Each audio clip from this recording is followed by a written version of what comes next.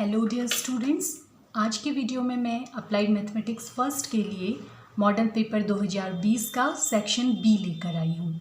Section E ए पिछले video में हमने देखा था, उसका लिंक मैं आपको डिस्क्रिप्शन बॉक्स में दे दूँगी अगर आपने अभी तक उस वीडियो को नहीं देखा है। आज हम सेक्शन बी कवर करेंगे। ये मॉडल पेपर मैं पिछले 2017 से लेकर 2019 तक के क्वेश्चंस पेपर्स में आए हुए इम्पॉर्टेंट क्वेश्चंस से मैंने चूज़ किए हैं और थोड़ा सा इस बार पेपर का पैटर्न चेंज हुआ है। आप लोगों को मालूम है कि आज तक सेक्शन बी में 7 क्वेश्चन गिवन रहते थे, जिसमें से आपको 5 क्वेश्चंस अटेम्प्ट करने होते थे और ईच क्वेश्चन होता था 6 मार्क्स का। ठीक है, लेकिन इस बार आप लोगों के लिए एक बहुत बड़ा रिलीफ इस पर आपको मिला है कि इस बार आपको 7 में से केवल 3 क्वेश्चंस अटेम्प्ट करने हैं। You have to attempt only 3 questions out of 7। साथ ही प्लस पॉइंट ये है कि एक क्वेश्चन का जो वेटेज होगा वो 10 मार्क्स का होगा। तो देखिए कितना इंपॉर्टेंट आपके लिए सेक्शन बी हो जाता है। आप 7 में से केवल 3 क्वेश्चन अटेम्प्ट करेंगे और 10 मार्क्स के, तो आपके 30 मार्क्स यहाँ से बन जाएंगे। तो बहुत अच्छी तरीके से इस पूरे वीडियो को देखिए और कोई डाउट्स हो तो आप मुझसे कमेंट सेक्शन में पूछ सकते हैं। स्टार्ट करते हैं आज का वीडियो। फर्स्ट क्वेश्चन है 2019-20 विंटर के एग्ज़ाम में पूछा हुआ लेटेस्ट जो एग्ज़ाम अभी हुआ था उस पेपर में से ये क्वेश्चन मैंने सेलेक्ट किया है। तो इस क्वेश्चन के अकॉर्डिंग अगर किसी जीपी यानी कि ज्योमेट्रिक प्रोग्रेशन गुणोत्तर श्रेणी के पहले, चौथे और 7वें पद फर्स्ट, फोर्थ और 7th term X, Y and Z हैं, तो प्रूफ दैट सिद्ध कीजिए कि y² = xz। हमेशा आपको सिद्ध कीजिए वाले क्वेश्चन एग्ज़ाम में अटेम्प्ट करने चाहिए, क्योंकि इससे आपके गलतियां होने की गुंजाइश खत्म हो जाती है। तो देखिए कैसे हम इस क्वेश्चन को सॉल्व करेंगे। किसी भी जीपी का जो nth टर्म होता है उसे प्रदर्शित करने का तरीका होता है AR⁴ जीपी के nth टर्म के लिए ये फॉर्मूला होता है। आपको याद होगा जीपी एक ऐसी श्रेणी होती है जिसके 2 कंजिक्यूटिव टर्म्स का रेशियो हमेशा सेम रहता है। ये मैंने पिछले वीडियो में भी डिस्कस किया था। तो nth टर्म के लिए ये फॉर्मूला होता है। तो सबसे पहले हमें लिखना है फर्स्ट टर्म। फर्स्ट टर्म तो आप डायरेक्ट भी लिख सकते हैं, जीपी का पहला पद first term of the GP is equal to A. First term को आप डायरेक्ट, जहाँ पर जो ए होता है वो रिप्रेजेंट करता है फर्स्ट टर्म को और आर रिप्रेजेंट करता है रेशियो, सार्वनुपात, जो 2 कंजिक्यूटिव टर्म्स के बीच का रेशियो होता है उसे रिप्रेजेंट करता है। तो फर्स्ट टर्म, ये पहले पद की बात हुई है, तो फर्स्ट टर्म। हमेशा क्वेश्चन में पहले देखना है क्या क्या गिवन है और फिर क्या प्रूव करना है, फिर सोचना है कि गिवन जो भी इंफॉर्मेशन दी हुई है उसकी हेल्प से कैसे हम आंसर तक पहुंचेंगे। तो फर्स्ट टर्म ये हो गया। इसके बाद कह रहा है चौथा यानी कि 4th टर्म, तो हम लिखेंगे जीपी का चौथा पद, जीपी का चौथा पद। अब चौथा पद क्या होगा जीपी का, इसमें आप वैल्यू रखेंगे तो a × r की पावर n-1 यानी कि 4 - 1, तो ये आपका बन जाएगा AR3। ठीक है, n यानी जो भी टर्म आपको फाइंड करना है वो n होता है। इसके बाद आया 7वां, जीपी का 7वां पद, 7th टर्म। तो अब यहाँ पर को n यानी कि हो जाएगा 7। ये जो भी टर्म निकालना है वो n होता है, a और r ऐसे ही रहेंगे, n की जगह हम रख देंगे 7 - 1। तो ये अब हमारा आ गया AR⁴ अब हमें इस्तेमाल करना है जो गिवन इंफॉर्मेशन है। अब हमें क्या दी हुई है, इनकी वैल्यू दी हुई है x, y एंड z। तो हम लिखेंगे अकॉर्डिंग टू द क्वेश्चन, प्रश्नानुसार। अब हमें क्या दिया हुआ है, पहला पद दिया है x और हमारे हिसाब से पहला पद क्या आ गया a, तो a = x। फिर इसने कहा है चौथा पद है y, तो हमारे हिसाब से चौथा पद है AR3 = y। और 7वां पद 7th टर्म इसने दिया है z और हमने निकाला है 7वां टर्म AR⁴ तो AR⁴ इक्वल टू हो गया Z। इन्हें हम कह सकते हैं इक्वेशन नंबर 1, 2 एंड 3। इतना काम हम जो गिवन इन्फॉर्मेशन है उसकी हेल्प से कर चुके हैं। अब हमें देखना है क्या हमें प्रूव करना है। हमें प्रूव करना है y² इक्वल्स टू XZ। तो हम इसका LHS ले लेते हैं। LHS है y², तो y² की वैल्यू रख देंगे, y² AR³ का स्क्वायर। तो ये आपका बन जाएगा A² और R³ का स्क्वायर हो जाएगा। जब भी पावर की पावर होती है तो ये मल्टीप्लाई हो जाते हैं, 6 हो जाएगा। ये हमारा LHS आ गया। ओके, अब देखेंगे हम RHS। RHS क्या है? XZ। तो x की वैल्यू हम रखेंगे इक्वेशन 1 से A इंटू Z की वैल्यू रखेंगे इक्वेशन 3 से AR⁴ तो देखिए ये क्या बन जाएगा, A इंटू A हो गया A² R⁴ तो आप देख पा रहे हैं कि LHS इक्वल टू RHS, ये आपका प्रूफ हो गया है। और यही हमें क्वेश्चन में प्रूव करना था, LHS यानी कि y² इक्वल टू XZ। तो ये आपका क्वेश्चन प्रूव हो गया। तो देखिए बहुत आसान क्वेश्चन था, तब 6 मार्क्स का था। अगर इस बार आता है तो ये क्वेश्चन आपका 10 मार्क्स का एग्जाम में आएगा। नेक्स्ट क्वेश्चन है x+1/(x²) - 5x+6 को आपने आंशिक भिन्न यानी कि पार्शियल फ्रैक्शन में चेंज करना है। पार्शियल फ्रैक्शन का मतलब ये होता है कि जब भी हर यानी डिनोमिनेटर फैक्टर फॉर्म में गिवन होता है तो हम उसे एक ऐसे एक्सप्रेशन में तोड़ सकते हैं जिसमें दोनों फैक्टर अलग हो जाते हैं। अब अभी आपको लग रहा होगा कि ये तो फैक्टर फॉर्म में नहीं है, लेकिन इसके हम फैक्टर यानी कि गुणनखंड कर सकते हैं।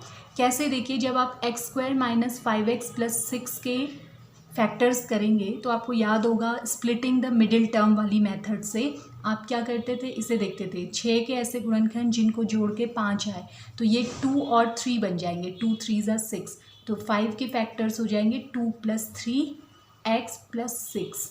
ये अंदर मल्टीप्लाई करेंगे तो x² माइनस बाहर से है, साइन दोनों में चेंज हो जाएगा, 2x ये भी माइनस बन जाएगा +6। इन दोनों में x कॉमन लेंगे, x - 2 माइनस इन दोनों में 3 कॉमन लेंगे, x - 2 तो ये हो गया x - 3 इंटू x - 2। तो इसका जो हर था वो अब फैक्टर फॉर्म में चेंज हो गया है। इसे हम लिख सकते हैं x+1/(x² - 5x+6 equal to x+1/(x - 3 into x - 2। तो इस तरह का क्वेश्चन अगर एग्जाम में आता है तो सबसे पहले आपको हर को, जहाँ भी आंशिक भिन्न दिखाई देता है, हर को आपको पहले फैक्टर फॉर्म में गुणनखंड में चेंज करना है। अब देखिए क्या करते हैं, अब हम इस एक्सप्रेशन को लेंगे तो एक फॉर्मूला होता है, ये अभी आपको लर्न करना पड़ेगा। मैं नीचे डिस्क्रिप्शन में एक लिंक दे रही हूँ, इंटीग्रेशन के एक वीडियो में मैंने इस पर डिटेल पर डिस्कशन किया है, आप उसे जाकर देख सकते हैं। तो x+1/(x - 3 इंटू x - 2। अब इसे फैक्टर फॉर्म में कैसे, इसे पार्शियल फ्रैक्शन फॉर्म में कैसे तोड़ते हैं, ये दोनों फैक्टर्स अलग अलग हो जाने चाहिए। तो पहले वाले टर्म के नीचे आना चाहिए x - 3 प्लस दूसरे वाले टर्म के नीचे आएगा x - 2। दोनों के हर अलग अलग हो गए। अब हमें ये फाइंड करना है कि ऊपर क्या आएगा। तो यहाँ पर को मैं लिखूँगी a प्लस यहाँ पर लिखूँगी b। इस a और b की वैल्यू हमें फाइंड करनी है, ये अननोन है अभी हमारे लिए। ठीक है, देखिए कभी भी जब ऐसे सिंपल फैक्टर्स आए, किस किस्म के, x - a into x - b type के, जिसमें सिंपल x की पावर 1 हो, तो ऐसे फैक्टर्स को पार्शियल फ्रैक्शन में बदलने के लिए आपको सिंपल ऊपर भी a और b लिख देना होता है। इसकी कुछ और फॉर्म्स भी होती हैं, फिलहाल मैं केवल पेपर में जो क्वेश्चन आए हैं इसी पर बेस्ड आए हैं, तो मैं आपको यही बता रही हूँ। ठीक है, अब ये हो गया। अब देखिए फिर से इसकी एक शॉर्ट मेथड होती है जो आपको नीचे लिंक में मिल जाएगी, लेकिन अभी 10 मार्क्स का क्वेश्चन है तो आप शॉर्ट मेथड से मत करिएगा, जो मेथड मैं बता रही हूँ उसी से कीजिएगा। ठीक है, 2 मार्क्स के क्वेश्चन में कर सकते हैं आप शॉर्ट मेथड से। अब देखिए क्या करेंगे, इस LHS को तो हम ऐसे ही रहने देंगे, x+1/(x - 3 इंटू x - 2। यहाँ पर हम LCM ले लेंगे, LCM में ये दोनों फैक्टर्स आ जाएंगे। तो LCM में जब डिफरेंट होता है डिनोमिनेटर तो ये इससे मल्टीप्लाई हो जाता है, a इंटू x - 2 प्लस ये इससे मल्टीप्लाई हो जाता है b इंटू x - 3। तो ये दोनों का डिनोमिनेटर हर एक जैसा है, ये कैंसिल होगा। तो ये आपका बनेगा x + 1 = a × x - 2 + b × x - 3। इसे हम कह देंगे इक्वेशन नंबर 1।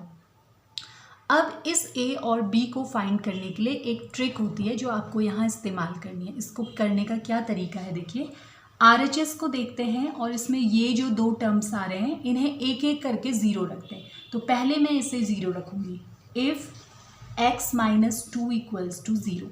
तो देखिए x - 2 0 है तो ये 2 इधर ट्रांसफ़र होगा, x = आ जाएगा 2। अब इक्वेशन 1 में हम ये रखेंगे, ठीक है। तो समीकरण 1 से समीकरण 1 में मैं ये वैल्यूज़ पुट करूँगी। तो x जहाँ जहाँ आ रहा है वहाँ 2 और x - 2 जहाँ आ रहा है वहाँ 0 रखना है। तो x की जगह पर हम रखेंगे 2 + 1 = a। अब x - 2 है, आप x की जगह 2 रखेंगे तब भी 2 - 2 0 हो जाएगा, या फिर डायरेक्ट x - 2 हमने यहाँ पर लिखा है इसे हम 0 रख देंगे, प्लस b। अब यहाँ पर x की जगह 2 -3, तो ये हो जाएगा 3 = 0 से किसी भी नंबर को मल्टीप्लाई करें 0 हो जाता है, इसे आप छोड़ सकते हैं। b 2 - 3 हो जाएगा -1। तो ये आपका बन गया है 3 = -b, या माइनस इधर ट्रांसफ़र कर देंगे तो b = आ जाएगा -3। देखिए b आपको मिल गया है, जैसे ही a भी आ जाए आपका काम कंप्लीट हो जाएगा। अब हम क्या करना है, अब हमें क्या करना है, अब सेकंड वाले को 0 रखना है। अब आप x - 3 को 0 रखेंगे तो x - 3 = 0 का मतलब ये 3 इधर ट्रांसफ़र होगा तो x = आ जाएगा 3। तो फिर से अब ये वैल्यूज़ इक्वेशन 1 में रखनी है जैसे हमने पहले किया। तो समीकरण 1 से यहाँ वैल्यूज़ रखते हैं, x की जगह 3 रखेंगे तो 3 + 1 = a × x की जगह 3 रखेंगे 3 - 2 प्लस b इंटू ये x - 3 को हमने 0 लिया था तो डायरेक्ट 0 रख देते हैं। तो ये हो जाएगा 4 = a × 1, या फिर a = आ जाएगा 4। बस आपका काम कंप्लीट हो चुका है। अब आप यहाँ पर कोई सब्सटीट्यूट कर देंगे, प्रतिस्थापन कर देंगे। Therefore x + 1 upon x - 3 × x - 2 = a की जगह आ गया 4 अपॉन x - 3 प्लस b की जगह आ गया -3। तो वो प्लस और ये माइनस मिलके माइनस बन जाएगा 3 अपॉन x - 2। तो ये अब आपका पार्शियल फ्रैक्शन में चेंज हो चुका है। आप इसको वेरीफाई भी कर सकते हैं कि ये आंसर सही है या नहीं। आप यहाँ एलसीएम लेके सॉल्व कीजिएगा तो आपको ये LHS मिल जाएगा। इसे सॉल्व कीजिएगा एलसीएम लेके तो आपको LHS मिल जाएगा। इससे आपका आंसर सही है ये आपका वेरीफाई भी हो जाएगा। तो ये सेकंड क्वेश्चन था 10 मार्क्स का, और पार्शियल फ्रैक्शन से एक क्वेश्चन एग्जाम में ज़रूर बनेगा। इसे आप अच्छी तरीके से सीखिए। नेक्स्ट क्वेश्चन आपका वेक्टर्स से है, और इस तरह का क्वेश्चन 2 बार 2 डिफरेंट ईयर्स में पूछा गया है और बहुत ही आसान क्वेश्चन है। देखिए इसमें हमें 2 वेक्टर्स गिवन हैं, 2i cap - j cap - k cap और i cap - j cap + k cap. यहाँ पर i, j, k जिन्हें हम नॉर्मली कह सकते हैं ये होते हैं यूनिट वेक्टर्स, और इनके टर्म्स में किसी वेक्टर किसी सदिश को प्रदर्शित किया जाता है। तो पहले वेक्टर को हम मान लेते हैं a वेक्टर, ऐसे इसे रिप्रेजेंट किया जाता है = 2i - j - k। और दूसरे वेक्टर को मैं ले लूँगी b वेक्टर, ये हो गया हमारा i - j + k। तो कभी भी एग्ज़ाम में ऐसे कोई 2 वेक्टर्स दिए हों और उन दोनों के लंबवत यानी कि परपेंडिकुलर वेक्टर आपको निकालना हो, तो ये वेक्टर्स में एक डेफिनेशन होती है कि इन दोनों के लंबवत जो सदिश होता है a वेक्टर व b वेक्टर के लंबवत सदिश, वो होता है a क्रॉस b। इसे हम किससे रिप्रेजेंट करते हैं, इसे हम रिप्रेजेंट करते हैं a vector cross b vector से। अब ये क्रॉस सिंपल गुणा नहीं है, ये वेक्टर्स का क्रॉस है। और ये कैसे निकालते हैं, देखिए सबसे पहले ये क्रॉस निकालने के लिए फर्स्ट वाली रो में एक सारणिक डिटर्मिनेंट बनाते हैं हम स्ट्रेट लाइंस के बीच में। पहली रो में हम लिखते हैं i cap, j cap, k cap, ठीक है। पहली रो में हमेशा i cap, j cap, k cap लिखेंगे।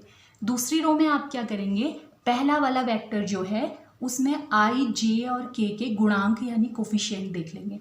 तो i कैप का कोफिशिएंट मैं लिख दूंगी इसके नीचे, जे कैप का कोफिशिएंट इसके नीचे -1 कुछ नहीं है यानी 1 है। ऐसे ही के कैप का कोफिशिएंट हो गया -1।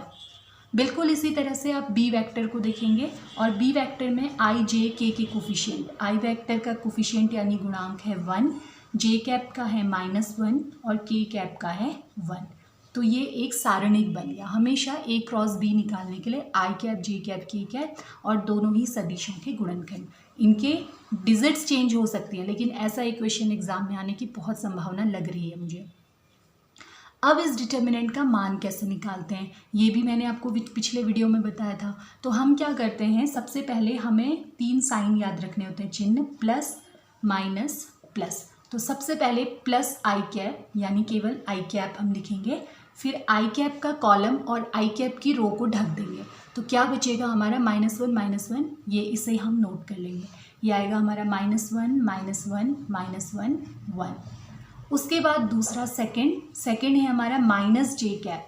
तो माइनस जे कैप, फिर जे कैप के कॉलम और जे कैप की रो, जिस कॉलम और जिस रो में ये आ रहा है उसे ढक देंगे। जो बच गया उसे हम लिखेंगे 2 - 1 1 1।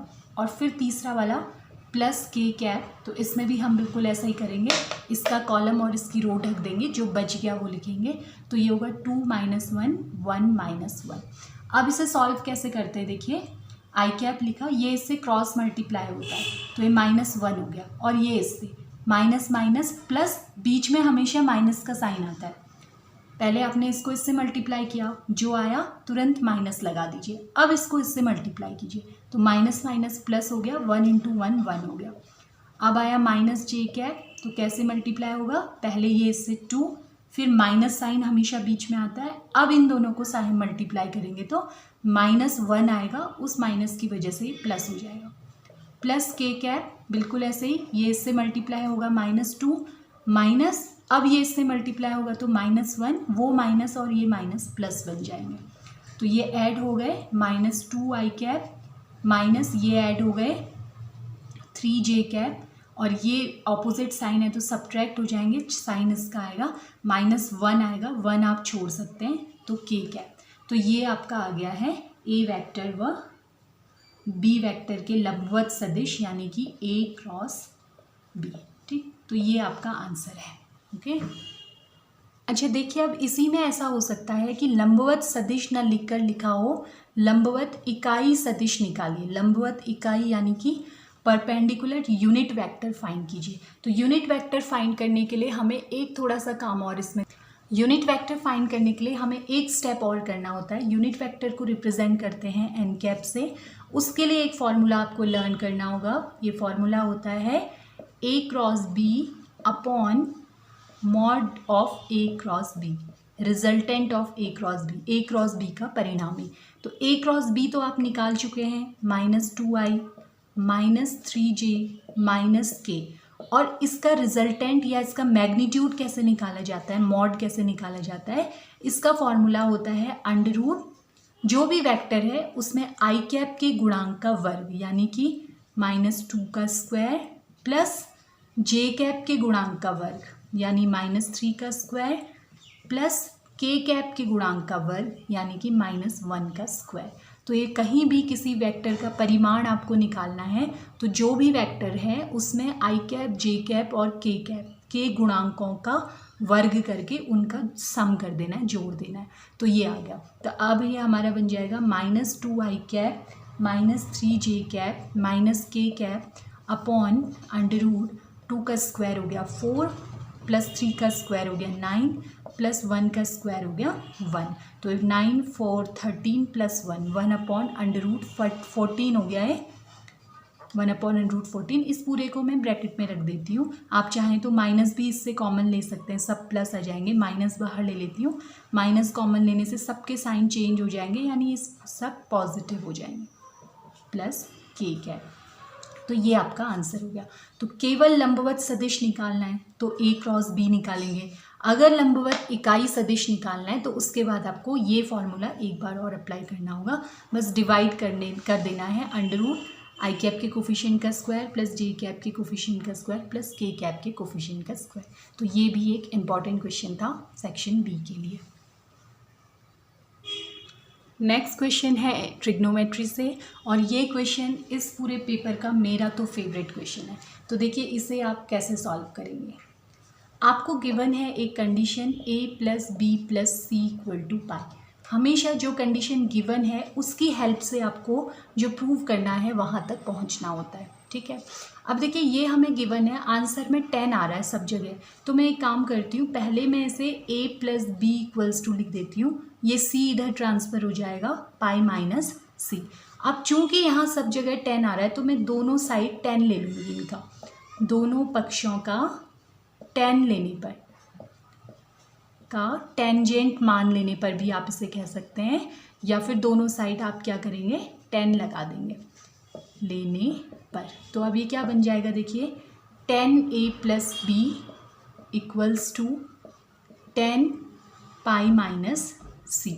अब आपको एक फॉर्मूला यहाँ पर लर्न करना होगा, ट्रिग्नोमेट्री में आपने पढ़ा था, आपको याद होना चाहिए, कई बार यूज़ होता है 10a प्लस बी का फॉर्मूला। 10a प्लस बी का फॉर्मूला होता है 10a plus 10b upon 1 minus 10a 10b। बस हमारा काम हो चुका है, अब हमें केवल कैलकुलेशन करनी है। एक और चीज़ आपको याद रखनी होगी, 10 पाई माइनस सी क्या होता है। 10 पाई माइनस सी की वैल्यू होती है माइनस 10c। अब ये भी आपको अभी लर्न ही करना होगा, वरना ये बड़ा ही इंटरेस्टिंग कॉन्सेप्ट होता है, कभी ज़रूरत पड़ी तो मैं आपको बताऊंगी, आप सीखना चाहें तो। अभी आप याद कर लीजिए 10 पाई माइनस सी होता है माइनस 10c।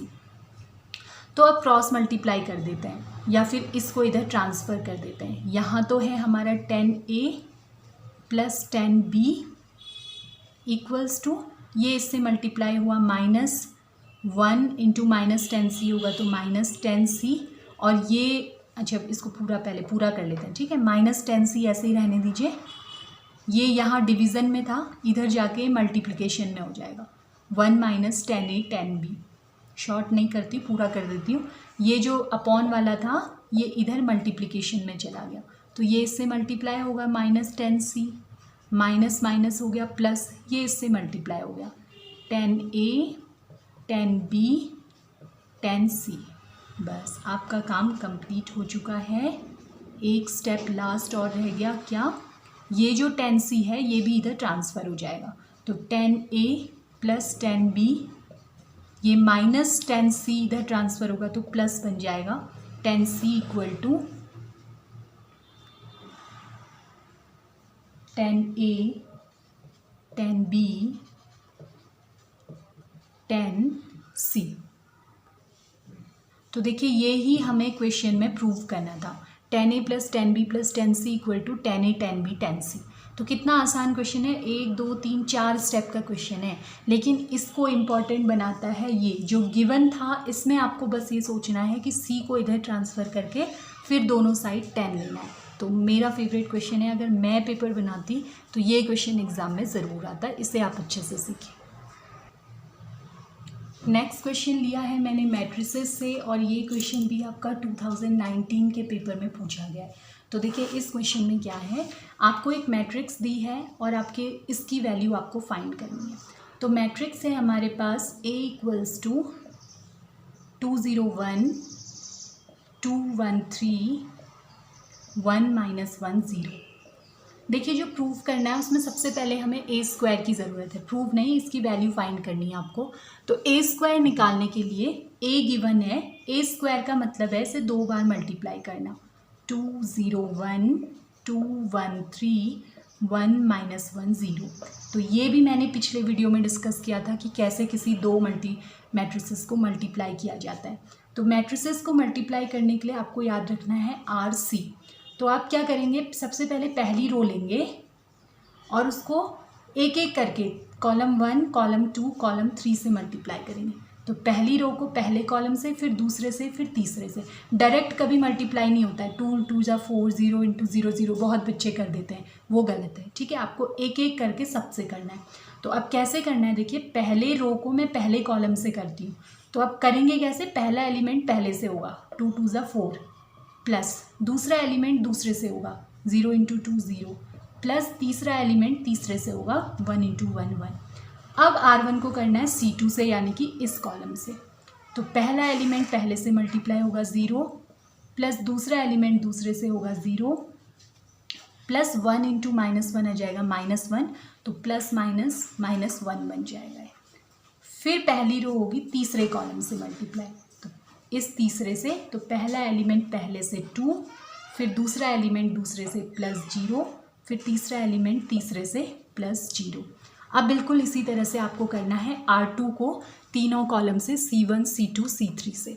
तो R2 को जब हम करेंगे तो पहले कॉलम से पहला एलिमेंट पहले से 4, बीच में हमेशा प्लस आता है, दूसरा दूसरे से 2, प्लस तीसरा तीसरे से 3। अब बिल्कुल ऐसे ही R2 को C2 से, तो 2 इंटू 0 हो गया 0, प्लस 1 इंटू 1 1, प्लस 3 इंटू -1 हो गया -3। अब होगा R2 C3 से मल्टीप्लाई, तो होगा 2 प्लस 3 प्लस 0। अब आई R3 की बारी, तो R3 पहले कॉलम से होगा, तो पहला एलिमेंट पहले से 2, दूसरा एलिमेंट दूसरे से -2, तीसरा एलिमेंट तीसरे से 0। फिर होगा R3 C2 से, तो ये होगा 0 -1, 0 इंटू -1 0। फिर R3 होगा C3 से, तो 1 -3 प्लस 0 ये आएगा। तो अब इसको सॉल्व करेंगे, 4 प्लस 1 हो गया 5, 0 प्लस 0 -1 2, 9 बन जाएगा। ये हो जाएगा 1 -3 -2, 5, 2 -2 0, -1 -2। तो ये हमारा आ गया है इसका स्क्वायर। A² हमें मिल गया है, तो अब हमें जो वैल्यू फाइंड करनी है हम उस पर आएंगे। A² - 5A + 6I = तो सबसे पहले A² की वैल्यू रखते हैं 5 - 1 2, 9 - 2 5, 0 -1 -2, माइनस अब है 5 इंटू A का मतलब जो मैट्रिक्स गिवन थी 2 0 1 2 1 3 1 -1 0, प्लस 6I यानी कि 6 इंटू I का मतलब है 1 0 0 0 1 0 0 0 1। I एक यूनिट मैट्रिक्स होती है जिसमें विकर्ण को छोड़कर बाकी सारे एलिमेंट 0 होते हैं। ये दोनों मैट्रिक्स 3/3 ऑर्डर की है, तो I भी हम 3 ऑर्डर का ही लेंगे। अब इसे सॉल्व करना है, तो इसमें तो कुछ नहीं, ऐसे ही आप इसे नोट करेंगे। 5 - 1 2, 9 - 2 5, 0 -1 -2 माइनस। अब कभी भी जब मैट्रिक्स पूरी मैट्रिक्स किसी एक कांस्टेंट से मल्टीप्लाई होती है तो ये 5 अंदर जाके सबसे मल्टीप्लाई हो जाता है, तो ये बन जाएगा 5 2 = 10, 5 इंटू 0 0, 5 इंटू 1 5, 5 2 = 10, 5 15, 5 -1 -5 0। और बिल्कुल इसी तरह से ये 6 अंदर सबसे मल्टीप्लाई होगा, तो 6 1 = 6 0 0 0 6 0 0 0 6। अब आपको इसे ऐड माइनस प्लस जो भी साइन है, आप कैसे होगा देखो।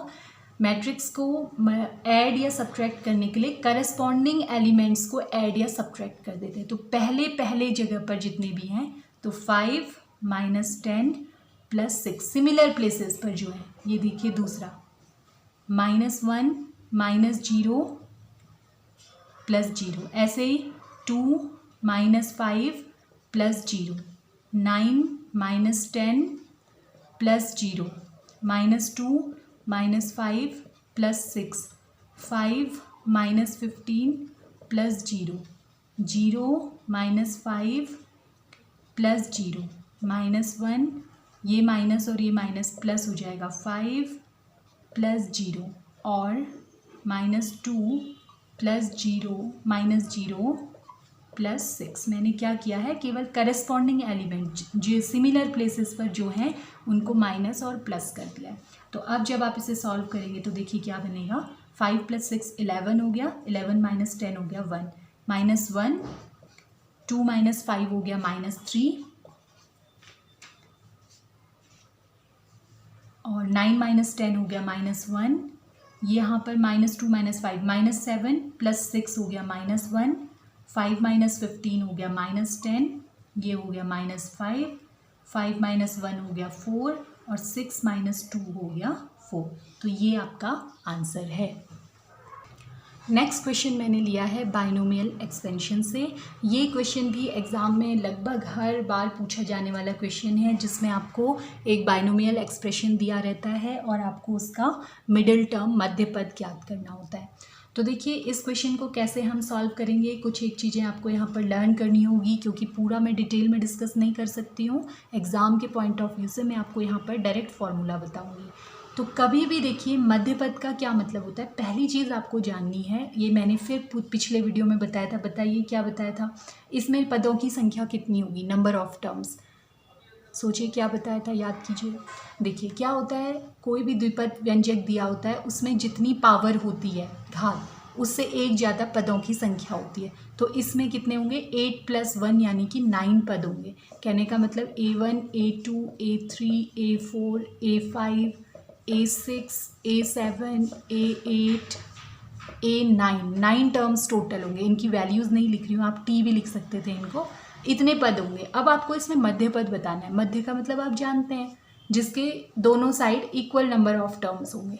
तो ये देखिए 4 इधर होंगे, 4 इधर, यानी A5 इसका मिडिल टर्म होगा।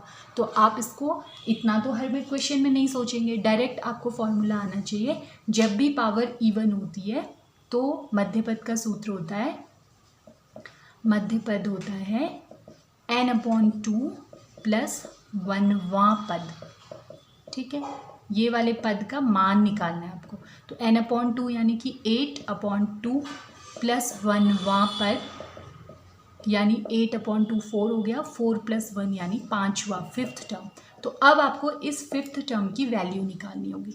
अब इस वैल्यू को निकालने के लिए भी आपको एक फॉर्मूला और लर्न करना है, वो होता है TR + 1 = NCR x⁻n - r a⁻r। ठीक है, ये किसके प्रसार में होता है, ये होता है x + a⁻n के प्रसार में। व्यापक पद यानी कि जनरल टर्म, कोई भी टर्म अगर आपको निकालना है तो आप ये फॉर्मूला यूज़ करेंगे। अब देखिए इसको तो आपको लर्न करना ही पड़ेगा, क्योंकि ये क्वेश्चन लगभग पूछा जा रहा है हर साल। मुझे लगता है इस तरह का एक क्वेश्चन 10 मार्क्स का आएगा। ठीक, अब क्या क्या होता है, देखिए x का मतलब होता है जो पहला वाला पद है। यहाँ पर x = कितना हो गया, फर्स्ट टर्म यानी कि a/2। a का मतलब होता है दूसरा टर्म, यहाँ पर a दूसरा टर्म क्या हो गया, a = 2। n का मतलब होता है जो पावर दी है, n = 8। और सबसे इम्पॉर्टेंट जो r होता है, r क्या होता है, r जो आपको फाइंड करना है उससे एक कम। ठीक है, अगर आपको 5th टर्म फाइंड करना है तो उससे एक कम 4, अगर आपको 6th फाइंड करना है तो r होगा 5, जो भी पद निकालना है उससे एक कम होगा। तो 5वां निकालना है तो r = होगा 5 से एक कम यानी 4। यहाँ पर स्टूडेंट्स गलती करते हैं, 5 ही लिख देते हैं। ध्यान रखना, जो निकालना है उससे एक कम होती है r की वैल्यू। अब यहाँ वैल्यू रख देंगे, देयरफॉर t r की जगह आ गया 4, यानी 4 + 1 = n यानी 8c, r यानी कि 4 इंटू x का मतलब हो गया a/2, n यानी 8 माइनस r यानी 4 इंटू a का मतलब हो गया 2, r यानी कि 4। तो देखिए t 4 + 1 बन गया 5। अब आपको समझ आ रहा होगा कि r एक कम क्यों लेते हैं। एक कम लिया तब जाके इस फॉर्मूले में रखने से t 5 यानी 5वें पद की वैल्यू जो हमें निकालनी थी वो हम कैलकुलेट कर रहे हैं। अब इसको सॉल्व करने का तरीका देखिए क्या होता है, एक फार्मूला और यहाँ पर होता है। इसके लिए फार्मूला होता है NCR = n⁴, ऊपर वाले का फैक्टोरियल अपॉन नीचे वाले का फैक्टोरियल, इनके डिफरेंस का फैक्टोरियल। फैक्टोरियल का मतलब होता है उल्टी गिनती, रिवर्स काउंटिंग। ये हम क्वेश्चन में देखते हैं। तो देखिए कैसे होगा। तो सबसे पहले n⁴ यानी ऊपर वाले का फैक्टोरियल अपॉन r यानी नीचे वाले का फैक्टोरियल इंटू दोनों का डिफरेंस, 8 - 4 हो जाएगा 4 फैक्टोरियल इंटू, अब आ जाएगा आपका a/2 की पावर 8 - 4 हो गई 4 इंटू 2 की पावर 4 हो गई 16। तो देखिए क्या होगा आगे। अब फैक्टोरियल मैंने कहा रिवर्स काउंटिंग होती है, तो उल्टी गिनती 8 × 7 × 6 × 5 × 4। जैसे ही आपको नीचे का जैसा सिमिलर मिल रहा है आपको रोक के फैक्टोरियल लगा देना है। अपॉन, अब इसमें से एक को मैं ऐसे ही रहने दूंगी, दूसरा वाला जो फैक्टोरियल है इसे खोलूंगी, 4 into 3 into 2 into 1, reverse counting करनी है, जहाँ पर अंश या हर में मिलते जुलते हैं वहाँ पर रोक के फैक्टोरियल लगा देना है। ऐसा क्यों? क्योंकि इससे ये कैंसिल हो जाएगा। अच्छा, इसको भी कर लेते हैं, a की पावर 4 अपॉन 2 की पावर 4 हो गया 16 इंटू 16, तो यहाँ 16 से 16 कैंसिल हुआ। और क्या कैंसिल हो सकते हैं? देखिए, ये 4 टू ज़ा 8, 8 से 8 कैंसिल हो गया, ये 3 से 2 कैंसिल हो गया, तो क्या बचा हमारा 7 टू ज़ा 14, 14 5 ज़ा 70 बचा है, 70, और यहाँ पर बचा a की पावर 4। तो ये हमारा मिडिल टर्म आ गया है आंसर। तो ये क्वेश्चन था जो आपका 10 मार्क्स का क्वेश्चन एग्जाम में आने की संभावना बहुत ज़्यादा है। नेक्स्ट क्वेश्चन आ गया आपका पैराबोला का। तो आपको एक पैराबोला गिवन है y square equal to -12x। Parabola 4 types के होते हैं, क्या क्या होते हैं इस पर भी एक वीडियो मैं पहले कर चुकी हूँ, उसका लिंक आपको डिस्क्रिप्शन में दे दूँगी, आप वहाँ जाके देखिए कि किस टाइप के पैराबोलाज होते हैं। तो ये जो पैराबोला है ये इस किस्म का पैराबोला है, x अक्ष के सापेक्ष सममित और नेगेटिव x एक्सिस की ओर। ठीक है, आप वहाँ पर जाइए, आपको डिटेल में ये बात समझ आ जाएगी कि मैं क्या कह रही हूँ। छोटा सा वीडियो है, उसे देखिए। y square equal to -4ax, इस तरह का ये पैराबोला होता है। ठीक है, ये ओरिजिन है, मूल बिंदु, ये x एक्सिस, ये y एक्सिस। यहाँ पर को ये वाला पॉइंट कहलाता है इसकी नाभि, या इंग्लिश में जिसे कहते हैं लोकस। ठीक है, इसके कोऑर्डिनेट्स होते हैं -a,0। देखिए, नेगेटिव x एक्सिस पर सिचुएटेड है, तो -a,0, a होती है यहाँ से यहाँ तक की डिस्टेंस, इसे कहते हैं नाभि या फिर लोकस, जिसको इंग्लिश में कहते हैं।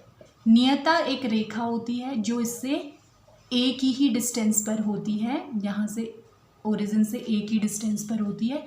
इसका इक्वेशन होता है x इक्वल टू a, ये आपको लर्न करना पड़ेगा, x इक्वल टू a। और नाभिलंब जो होता है वो सारे टाइप के पैराबोला के लिए एक जैसी इसकी इक्वेशन, उसका फॉर्मूला होता है।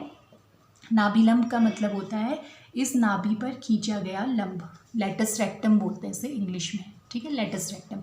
तो लेंथ ऑफ लेटस रेक्टम होती है 4a। बस ये 3 चीज़ें आपको लर्न होनी चाहिए। आप तो देखिए, ये जैसा कि मैंने आपको बताया, ये पैराबोला इस टाइप का बनता है। ये पॉइंट नाभि लोकस कहलाता है और इसके कोऑर्डिनेट्स होते हैं -a,0, नाभि के होते हैं निर्देशांक। दूसरी होती है नियता, एक स्ट्रेट लाइन होती है जो इस ओरिजिन से a की डिस्टेंस पर सिचुएटेड होती है और ये x एक्सिस के पैरेलल होती है। इसका समीकरण होता है, नियता का होता है समीकरण, जो कि होता है x इक्वल टू a। और नाभिलंब यानी लेटस रेक्टम की होती है लंबाई, लेंथ। ठीक है, फोकस के कोऑर्डिनेट, डायरेक्ट्रिक्स का इक्वेशन और लेटस रेक्टम की लेंथ, इसका फॉर्मूला होता है 4a। तो ये आपको लर्न करना पड़ेगा। इसके बाद क्वेश्चन बिल्कुल आसान है। तो देखिए, आपको जो इक्वेशन दी है उसका कंपैरिजन करते हैं पैराबोला। इस पैराबोला की स्टैंडर्ड फॉर्म होती है y स्क्वायर -4ax। तो जब इसका तुलना इससे करेंगे तो हम देखेंगे y स्क्वायर दोनों में है, x दोनों में है, माइनस भी दोनों में है, 4a और 12 सिमिलर प्लेसेस पे हैं, तो ये इक्वल होने चाहिए। तो 4a इक्वल टू 12, यानी कि a इक्वल टू आ गया 12/4, यानी a इक्वल टू आ गया 3। बस आपको a मिल गया। आप सबसे पहले लिखेंगे इसलिए नाभि के निर्देशांक, कोऑर्डिनेट्स ऑफ लोकस। तो क्या होता है, देखिए डायग्राम में मैंने फॉर्मूला लिखा है, नाभि के निर्देशांक होते हैं -a,0, तो ये हो जाएगा -3,0। फिर सेकंड पूछा है इसने नियता का समीकरण, तो इक्वेशन ऑफ डायरेक्ट्रिक्स, नियता का समीकरण। तो नियता का समीकरण इक्वेशन क्या होता है बताया मैंने, x इक्वल टू a। तो a का मतलब है 3, यानी कि x इक्वल टू 3। ठीक है, और थर्ड चीज़ पूछी है नाभिलंब की लंबाई, लेंथ ऑफ लेटस रेक्टम। ये सारे के सारे पैराबोला के लिए एक जैसा होता है। नाभिलंब की लंबाई का सेम फॉर्मूला होता है, ये होता है 4a। तो ये कितने हो जाएगी फिर, 4 इंटू 3, यानी कि 12 इकाई, यूनिट जो भी होगी, सेंटीमीटर, जो भी यूनिट दी होगी यूनिट। तो ये बस इतना सा क्वेश्चन है। हाँ, ये आपको ज़रूर लर्न करना पड़ेगा। उसके बाद देखिए आंसर कितना आसान है, क्वेश्चन सबसे आसान शायद होगा। तो ये क्वेश्चन भी आपका 10 मार्क्स का इस बार पूछा जाएगा, इस तरह का क्वेश्चन। तो स्टूडेंट 7 क्वेश्चंस हो गए हैं, लेकिन एक और इम्पॉर्टेंट क्वेश्चन मैं छोड़ना नहीं चाह रही हूँ उसे, ये भी मैं आप लोगों को बता देती हूँ। इस क्वेश्चन में ये स्ट्रेट लाइन से लिया है मैंने। सरल रेखा का समीकरण ज्ञात कीजिए। स्ट्रेट लाइन, सरल रेखा यानी स्ट्रेट लाइन जो 2 पॉइंट्स दिए हुए हैं इनसे होकर पास होती है। तो जैसे ये एक स्ट्रेट लाइन है, इस पर 2 पॉइंट्स गिवन है -4,6 और 8,3। आपको इसका इक्वेशन फाइंड करनी है। तो इसके लिए आपको सिर्फ एक फॉर्मूला याद करना है जो होता है 2 बिंदुओं से होकर जाने वाली रेखा के लिए।